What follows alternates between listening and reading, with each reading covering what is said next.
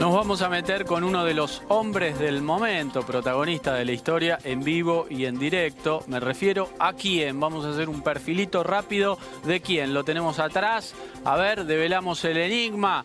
Ahí está. ¿Lo conocen ustedes? Sí, tal vez una cara que se hizo más familiar en los últimos días. Volodymyr Zelensky, el presidente ucraniano que estudió Derecho, nació en 1978 en una ciudad mediana ahí de Ucrania, con lo cual nació en el 78, nació en la URSS, ¿no? Ucrania formaba parte de la URSS. Él vio caer el socialismo, el comunismo real desde adentro, implosionó, vio toda la etapa, la vivió, era chiquito pero claramente la vivió, la etapa de la decadencia y la caída desde adentro, ¿no? Sabemos que la URSS se cayó solita, no es que tiraron algún disparo las Fuerzas Armadas. ¿Cuál es el idioma natal del compañero Zelensky? El ruso. Es el ruso. Sabemos que en Ucrania se hablan los dos idiomas. En la zona donde él nació era más ruso parlante, con lo cual aprendió ucraniano más tarde, pero el idioma natal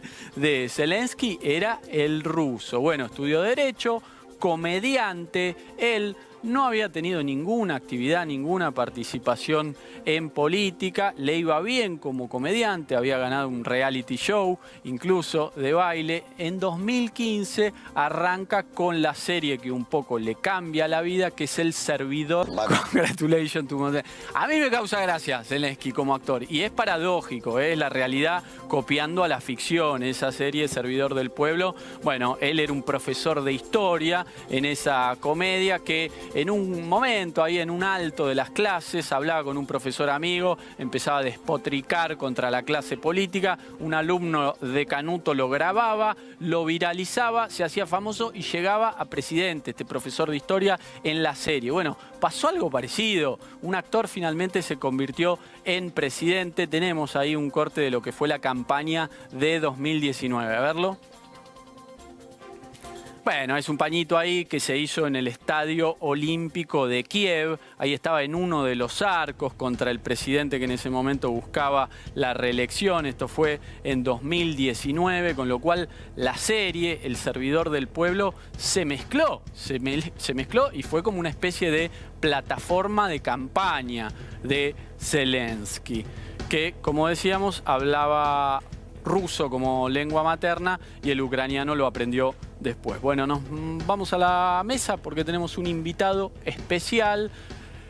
Lo vendíamos al principio, es Ignacio Utin, él es periodista especialista en todo lo que es la región postsoviética, viene analizando, escribiendo bastante al respecto. Lo tenemos ahí. ¿Cómo estás, Ignacio? ¿Qué tal? Buenas noches. Mostrá el librito, ya que estamos, tenés dos, tenés el de Ucrania también, ¿no? Exactamente. Ahí estamos, ahí se ve. Ahí se ve. ¿Se ve? Ahí lo están tomando. Genial, Ucrania, Donbass, una renovada guerra fría. Ahí está, no lo Y puedo- en ahí- formato ebook, Ucrania Crónica desde el frente. Los dos se publicaron el año pasado, así que yo siempre digo bastante que... actuales. Sí, y siempre digo que ni toda la plata del mundo hubieran pagado la campaña de marketing que me están regalando. Ay, bueno, Completamente. ¿qué va a ser? Bueno, un Zelensky, lo decíamos recién, que asume en el año 2019. No había hecho grandes promesas de campaña, más allá de la posibilidad de que Ucrania finalmente ingresara a la OTAN, a la Unión Europea. Nada de eso pasó. Lo venía castigando un poco la pandemia. Era uno de los presidentes cuya imagen había bajado bastante.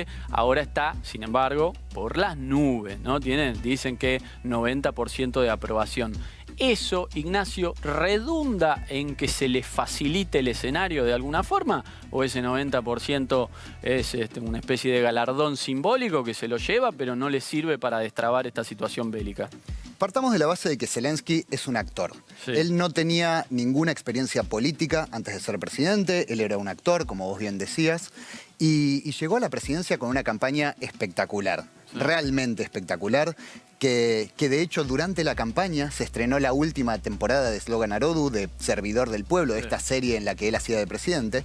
Pero yo creo que el apoyo que estamos viendo hoy no tiene que ver con Zelensky per se, no tiene que ver solamente con el accionar de Zelensky o con sus decisiones políticas, sino que tiene que ver con que Zelensky es un gran actor. Zelensky sabe manejar muy bien los tiempos de cámara, sus reacciones, la forma en la que se muestra ante el público. Es muy bueno en, por ejemplo, redes sociales. Sí. Pero una cosa es ser muy bueno en redes sociales, ser muy bueno delante de cámara, y otra cosa muy distinta es ser buen presidente. Y ser bueno en política, ¿lo está cumpliendo o solamente está llevando adelante lo que su gente le está pidiendo? Es una buena pregunta, porque no sabemos bien quién es su gente y qué le están pidiendo. Quizás esa sea una de las razones por las cuales la guerra no cesa. Está bien que no vamos todavía ni 2 semanas, pero no sabemos cuáles son las presiones internas que él tiene. Antes de la guerra, antes del 24 de febrero, antes de que Rusia atacara Ucrania, el apoyo a Zelensky venía desplomándose y venía creciendo el apoyo a Petro Poroshenko, el expresidente de Ucrania, que fue presidente de 2014 a 2019. Con quien competía ahí, lo veíamos en el Estadio Olímpico, ¿no? Exactamente. Una escena magnífica, increíble. Bizarra para nosotros, un cierre de campaña en un debate en donde los dos candidatos estaban ubicados en distintos arcos, enfrentados. Y te digo algo más, quizás un dato que se pasa un poco por alto. En el medio de ese debate, en un momento, Petro Poroshenko le dice a Zelensky, ambos candidatos presidenciales, le dice que Zelensky no apoyaba a las tropas ucranianas en el marco de la guerra del Donbass. Y lo que hace Zelensky es espectacular. Se baja del escenario, cruza toda la cancha, se va al escenario donde estaba Petro Poroshenko, y Petro Poroshenko estaba acompañado por viudas y madres de soldados muertos en la guerra. Y lo que hace Zelensky es, ¿cómo que yo no respeto a los muertos? ¿Cómo que yo no respeto a los soldados ucranianos que sacrifican su vida? Y delante de todo el mundo se arrodilla, delante de las viudas y delante de las madres, y dice, yo me pongo de rodillas delante de ustedes, yo estoy para servirles a ustedes. Y eso fue simbólico. A mí Zelensky me hace acordar a los líderes de las películas de Kubrick, no sé por qué. Sí. Digamos, tiene algún componente raro, digamos, es por lo menos curioso, pero lo que me llama la atención son las banderitas. Trajiste unas banderitas. ¿Qué son esas banderas? Estas banderas son, de alguna forma, las banderas que iniciaron la guerra. Porque en 2014 se declaran independientes 2 repúblicas, se autoproclaman independientes, 2 repúblicas del este de Ucrania. La República Popular de Donetsk, con capital en la ciudad de Donetsk, y la República Popular de Lugansk, con capital en la ciudad homónima. Estas son las 2 repúblicas que Vladimir Putin reconoce como países independientes el pasado 21 de febrero, y apenas 3 días después inicia los ataques. Que son la bandera rusa, básicamente un escudito. Una falsa blanco, la otra negra. Sí, un dato de color. Un componente. Un dato de color, literalmente de color, es que el negro de Donetsk es por el carbón, que es muy importante en esa zona. Es tan importante que el club de fútbol de Donetsk, el Shakhtar significa minero, justamente por los mineros de carbón. Por eso el negro de esta bandera. ¿Y la otra? Y la otra es la bandera rusa con el celeste. El celeste representa algo relativo a la paz y relativo a la lucha por la independencia, nada relevante. Sí. Ignacio, decíamos, Zelensky ganó en 2019.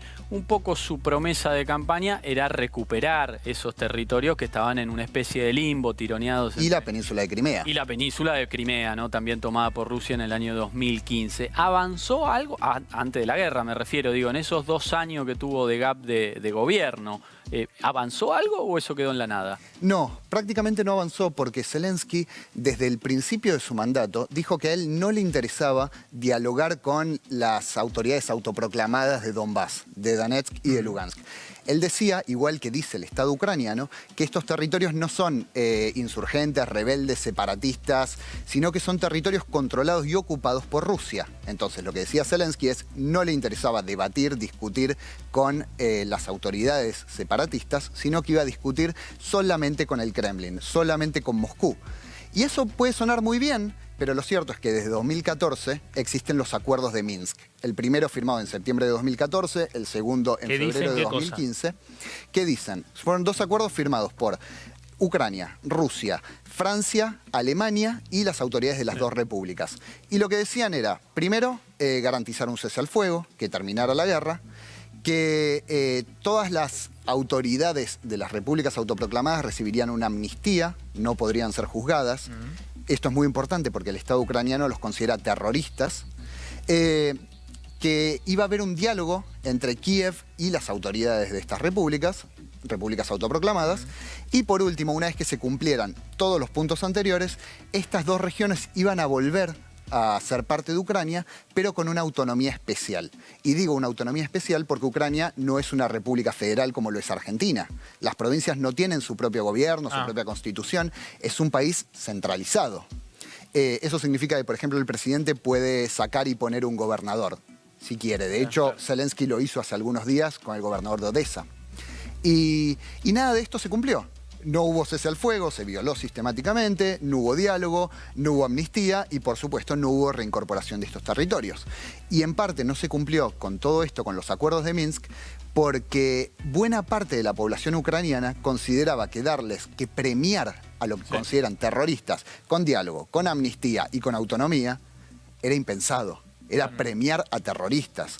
Por eso nunca se cumplieron. Ese es uno de los argumentos que se incumplieran los acuerdos de Minsk de Vladimir Putin. Exactamente. Para avanzar un poquito, porque dice, después de cuando se cayó el muro me prometieron que la OTAN no iba a avanzar más allá de Alemania. Finalmente avanza, toma algunos países de lo que fue el bloque soviético y después el incumplimiento de Minsk. Quiero decir, para mí está al filo Putin, pero hay cierta racionalidad en ese juego medio demencial. Yo concuerdo en que las demandas de Putin no eran descabelladas. De hecho, para mí eran por lo menos atendibles. Me parece que la OTAN debería haber escuchado esas demandas y debería haber habido alguna negociación, algo. El problema es que esas demandas tan atendibles se tiraron por la borda, porque nada, absolutamente nada puede justificar esta invasión. ¿Pero acaso Putin no pensaba que esto iba a durar unas horas y no iba a extenderse la resistencia ucraniana que convirtiera esto ya no en una toma de territorio, sino en una guerra? Puede ser. Yo creo que yo en algún momento creí que la estrategia de Putin era copiar lo que había pasado en Georgia en 2008. En 2008 Georgia tenía 2 repúblicas autoproclamadas, 2 territorios que no controlaba, igual que Ucrania, y se estaba acercando demasiado a la OTAN. Igual que Ucrania. Y lo que hizo Rusia fue atacar y en 5 días destruyó al ejército georgiano. Y a partir de entonces, estos 2 territorios siguen siendo independientes, sin mayor reconocimiento. Los reconoce como independientes Rusia y un puñado de países aliados, pero Georgia no los controla. Y de alguna forma funcionan como un lastre para Georgia, para que Georgia no pueda incorporarse a la OTAN, que sea complicado que se acerque a la Unión Europea. Y yo pensé que en Ucrania iba a pasar eso, pero no. Ignacio, ¿cómo se vive en Ucrania? O sea, ¿qué es Ucrania para el que no sabe lo que es la vida común en Ucrania? O sea, hay mucha gente que también habla, por ejemplo, de Rusia sin saber cómo se vive en Rusia, digamos, si vivieran todavía en un soviet. ¿Cómo es Ucrania? Yo creo que Ucrania es un país en transición.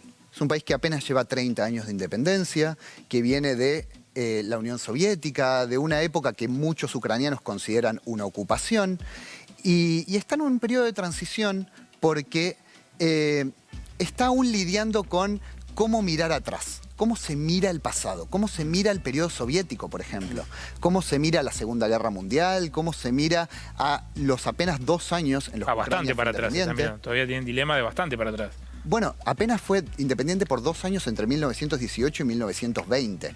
¿Cómo se mira a todo eso? Es un debate muy importante en la sociedad ucraniana. Tan importante que, por ejemplo, desde 2015 a 2017 se llevó adelante un proceso que Ucrania denomina descomunización, que tiene que ver con desmantelar monumentos soviéticos, monumentos a Lenin, por ejemplo, con cambiarle el nombre a ciudades, a calles, a pueblos. Todo ese proceso, y además proscribir a los 3 partidos comunistas que existían en Ucrania, todo ese proceso tiene que ver con una relectura histórica, con cómo se mira el pasado. Y eso es muy importante porque marca la identidad de Ucrania y marca la identidad de los ucranianos que, insisto, llevan apenas 30 años de independencia. Eso no es mucho. Claro. Vamos a verlo, a Volodymyr Zelensky, este personaje tan curioso que nos llama la atención, presidente ucraniano, sobre el que estamos poniendo un poquito la lupa, que decía hoy, a ver. Коридори мають працювати сьогодні, Маріуполь і Волноваха, щоб врятувати людей, жінок особливо, дітей, людей старшого віку, щоб дати продукти харчування і ліки тим, хто залишає. Робимо все з нашого боку, щоб домовленість запрацювала. Це одне з головних завдань саме на сьогодні. Ahí lo teníamos a Zelensky hablando del incumplimiento, ¿no?, de estos corredores para que se puedan ir finalmente de Ucrania los ciudadanos a invasiones de Rusia. Como decías vos, Ignacio, hay cierta racionalidad en el ataque de Putin. Lo que pasa es que están muriendo civiles, hay una invasión que ya perdió todo cauce, ¿no? No, yo lo que decía es que las demandas eran racionales y eran atendibles. Lo que está haciendo Putin en este momento, estos ataques a Ucrania, no son absolutamente para nada racionales. ¿Por qué mete tanto el dedo en la llaga Putin hablando de neonazis? ¿Por qué lo asocia al Zelensky con los neonazis? En principio es una excusa, porque Rusia ha esgrimido distintas excusas en los últimos años para presionar a Ucrania, que tienen que ver con la ampliación de la OTAN, que tienen que ver con lo que Rusia considera un golpe de Estado que ocurrió en 2014 y Ucrania considera una revolución, dos cosas completamente distintas. Pero también hablaba de la desmilitarización, con un supuesto ataque de Ucrania a la población rusa de Ucrania, del este de Ucrania, del Donbass.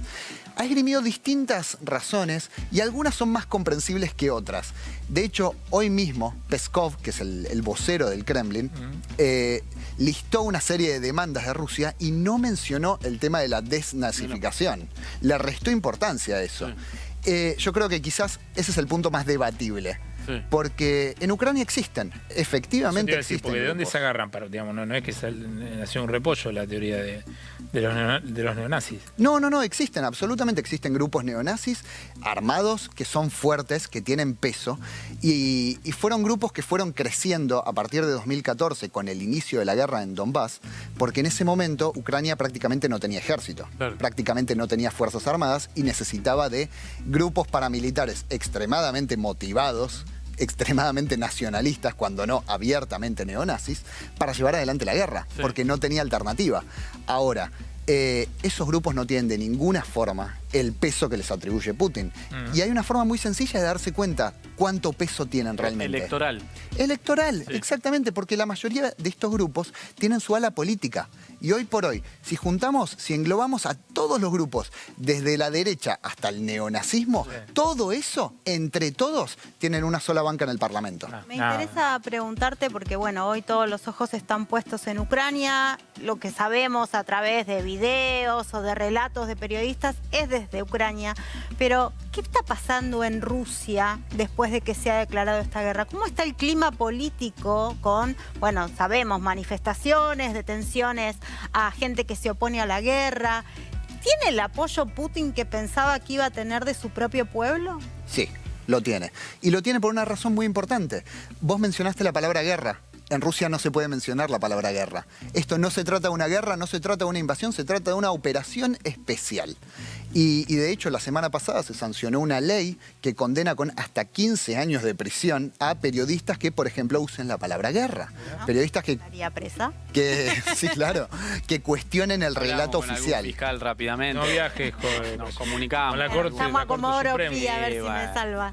Entonces, considerando esto y considerando que en Rusia prácticamente no existen medios que no dependan directa o indirectamente del Estado, casi no hay información sobre la guerra, sobre la operación especial muy encomillada.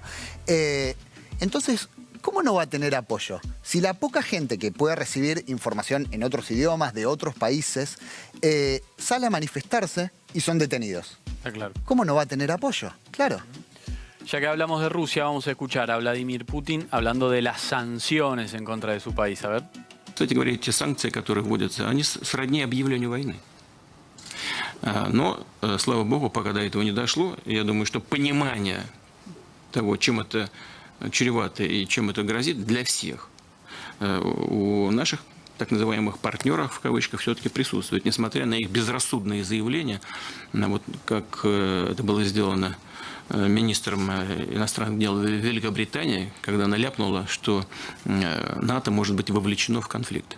И нам пришлось сразу же принять решение о приведении в повышенную, в особый режим несения дежурства наших сил сдерживания. Ahí estaba Putin hablando de las sanciones, que da la impresión de que se quedan como a mitad de camino, ¿no? Sabiendo que si van a fondo con las sanciones económicas abren un polvorín que puede ser una especie de boomerang, ¿no? Sobre todo pensando en el gas, que abastece al resto de Europa. ¿Cómo ves el juego de Putin que va a fondo, que uno pensaba, bueno, esto es una locura, finalmente la OTAN va a intervenir, ya vamos prácticamente 2 semanas de invasión y la locura de conseguir voltear a Zelensky y poner un gobierno títere, ahora yo no lo descarto, ¿cómo lo ves? Yo no descarto absolutamente ninguna posibilidad en este momento. Cuando la semana pasada Putin habló de poner en alerta su sistema de seguridad nuclear, eso ya no es una retórica barata de sistema internacional y de pelearse de alguna forma a través de los medios. Ahora hay que considerarlo en serio, porque si la OTAN interviene abiertamente, no mandando 1 o 2 aviones, no mandando armas, no mandando dinero, interviene enviando tropas, este conflicto no tiene forma de parar. Puede alcanzar a prácticamente todos los países de Europa. Por ahora la OTAN no se está metiendo y creo que eso es una buena idea. Porque, insisto, si se metiera la OTAN, Rusia tiene armamento nuclear, la OTAN es la principal alianza militar del mundo, sería catastrófico, en principio para Ucrania. Macron ha dicho que se viene lo peor. Macron ha dicho que se viene lo peor, exactamente. ¿Qué habrá escuchado y visto en esa reunión, no? Y habla bastante con Putin. Digo, claro. Tuvo esa reunión y después conversa. Te digo salió que, como pavor, un poco sí, temor, digamos, de la reunión, ¿no? Y hace bien. Estamos en un escenario realmente muy complejo. Y aún si la OTAN no se mete, aún si la OTAN no se involucra, Rusia le está demandando a Ucrania cosas que Ucrania no quiere ceder. En principio, el abandonar el reclamo sobre la península de Crimea, el reconocer a las repúblicas del Donbass como países independientes y además la garantía de que Ucrania nunca se va a incorporar a la OTAN. Y Ucrania no quiere ceder eso. Ahora, capaz que es lógicamente. una pavada lo que te pregunto. ¿Qué le aportan esas 2 naciones independientes al PBI de Ucrania? Digamos, ¿tiene algún peso sobre la economía, sobre la actividad general? En este preciso momento, no tanto, porque esa región lleva 8 años en guerra. Pero antes de la guerra, antes de que fuera destruida buena parte de su infraestructura, de sus fábricas y demás, era la zona más industrializada de Ucrania. De hecho, según Petro Poroshenko, presidente de 2014 a 2019, Ucrania perdió por la guerra, por perder el control sobre estas regiones, más del 25% de su PBI, por 2 provincias de 24. Eso te da una pauta de cuán importantes eran estas provincias. Está claro. Y Sí. hoy, si bien se ha destruido buena parte de la infraestructura, sigue siendo una región muy importante en términos económicos. Por ejemplo, como mencionaba antes, con el carbón. El carbón le reporta a las autoridades autoproclamadas, a las autoridades separatistas, cerca de $100 millones por año. Un negocio enorme que nadie controla. Mira. Está claro. Volvamos un poquito a Zelensky, este personaje tan curioso que se hizo famoso con la serie Servidor del Pueblo. Su partido se llama así, le puso Servidor del Pueblo, haciendo campaña en una situación en donde realidad y ficción se mezclaban de una forma inverosímil, completamente delirante. Veíamos el corte, no sé si lo podemos poner de nuevo, cuando hablaba teóricamente en la serie con Angela Merkel. Merkel le decía, bueno, vas a entrar a la Unión Europea, me confundí, quería hablar con el presidente de Montenegro. Bueno, pero Zelensky efectivamente es lo que quería. Ya estaba de retirada en los Estados Unidos, pero todavía era el presidente. Y le dice a Zelensky, le dice, che, yo te voy a apoyar, voy a intentar de que Ucrania entre a la OTAN, que efectivamente era como una bandera de campaña de Zelensky, pero averiguame un poco en qué anda el hijo de mi competidor, de Joe Biden, Hunter Biden, que es una especie de lobista y empresario que anda haciendo negocios con el gas en Ucrania, formaba parte del directorio de una empresa. Eso se lo dijo en una conversación telefónica. Después eso saltó y fue motivo de impeachment. El primer intento de impeachment contra Donald Trump, fue a partir de esa conversación con Volodymyr Zelensky. Algo que ahora suena inverosímil, pero así fue, efectivamente, Ignacio. Sí, así ocurrió. Mirá, ahí los tenemos, a Zelensky, a Donald Trump, que hablaron en ese año, a mediados de 2019. Trump le dice, voy a hacer fuerza por vos para que Ucrania entre a la OTAN, pero a cambio, fíjate un poquito que podés rastrillar ahí de estas 2 personas, de Joe Biden, que era el candidato, ya precandidato demócrata, y su hijo Hunter, que hacía negocios ahí con el gas en Ucrania. Y lo sigue haciendo. Y lo sigue haciendo. A ver, explayate un poquito. Sí, exactamente.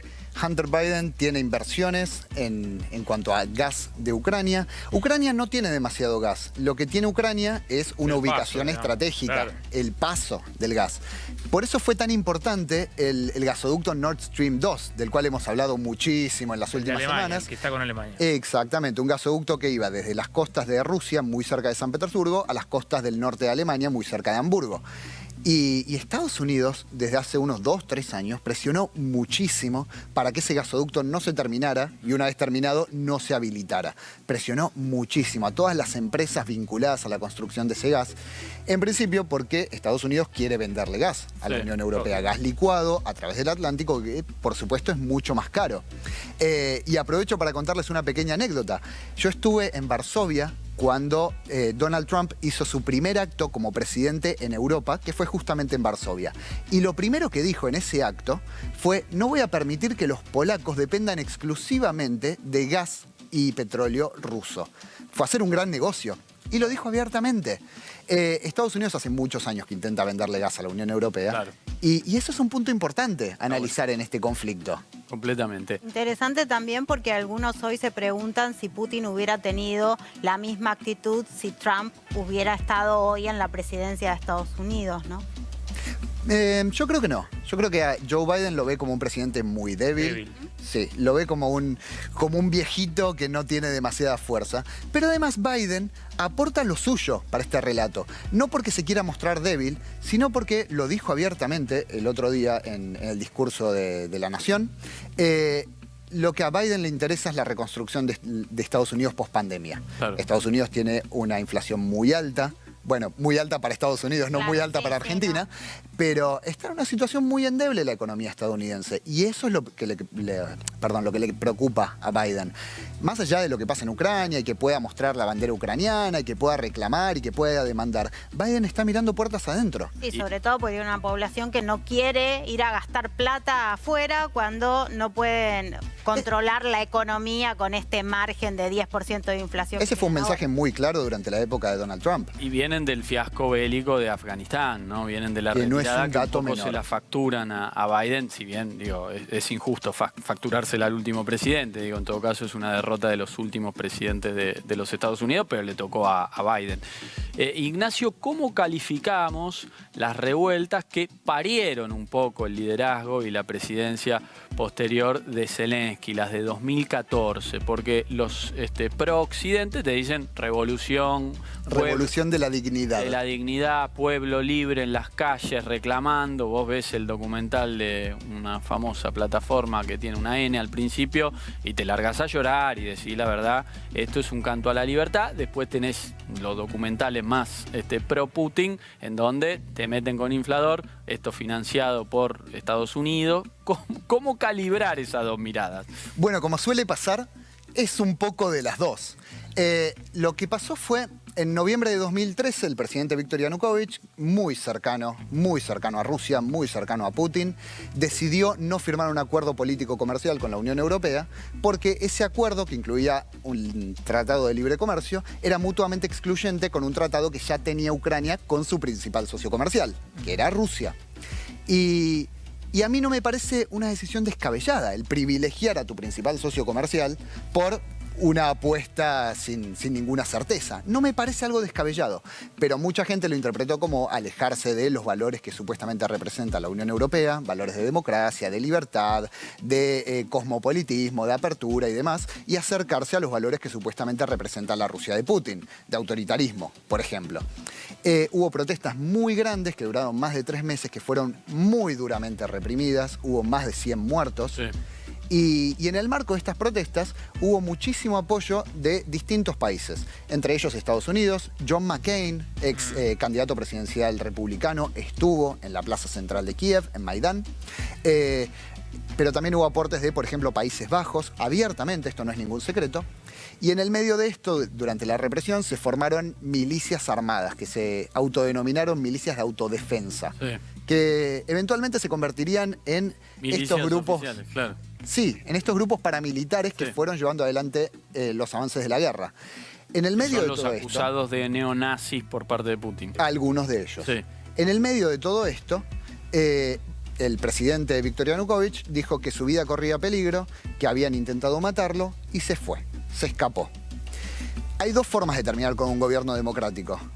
Una es un juicio político y la otra es una renuncia formal, firmada. Sí, sí. Y no hubo ninguna de las dos.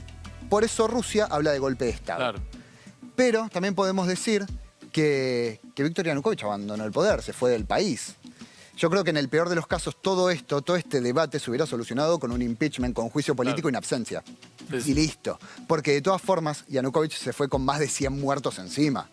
Había buenas razones para un juicio político, había buenas razones para un impeachment, y con todo el Parlamento en contra, con la Rada, el Parlamento unicameral ucraniano, en contra, hubiera sido abrumador el apoyo al juicio político y a la destitución.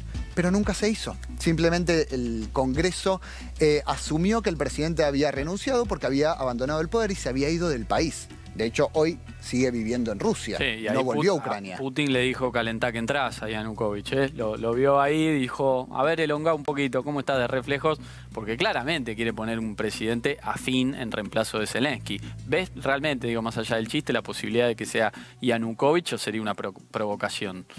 Sería una provocación. El problema es que Putin no tiene alternativa. Si quiere un candidato cercano a Rusia, hace algunos días dijo abiertamente que las Fuerzas Armadas tomaran el poder, y si dice que las Fuerzas Armadas tomen el poder es porque ya tiene algún tipo de contacto con las Fuerzas Armadas.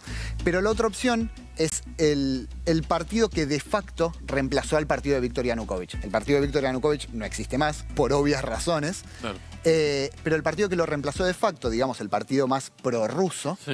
se llama Plataforma Opositora por la Vida, y el líder de este partido, digamos el candidato, el político más prorruso que existe en Ucrania hoy por hoy, está preso. Desde el año pasado se llama Medvedchuk y está preso porque el Estado considera que apoyó al terrorismo. Claro. Entonces no tiene muchas más alternativas. Entonces puede ser, es una posibilidad. Es una posibilidad. Ignacio Utín, muchísimas gracias por estar aquí, esta amable conversación. Chiviemos el libro, uno de los libros. Ignacio que vino a escribió. Periodismo por Periodista cuando todavía esto no había pasado. Efectivamente. Uf, ¿verdad? Casi 2 meses. ¿no? Apostamos de purrete por Futuro, Ignacio. claro, es el Messi nuestro. No digamos, estamos le viendo un dimos la- mango y está muy bien. Y lo queremos cuanto antes en Kiev a Ignacio, ¿eh? Por lo menos, ¿no te gustaría ir? Creo que no puedo. ¿Por qué? Porque estuviste en Rusia previamente. Porque estuve en estas dos repúblicas. No Ah, estoy mira. seguro y sé de unos cuantos periodistas extranjeros que Intentaron. estuvieron en esta zona y están detenidos. Mira. Así Con que lo cual preferiría no arriesgarme. Acá estamos muy bien. Muy bien. la vemos desde Almagro, mejor, más cómodos. Bueno, vamos un corte, ya venimos.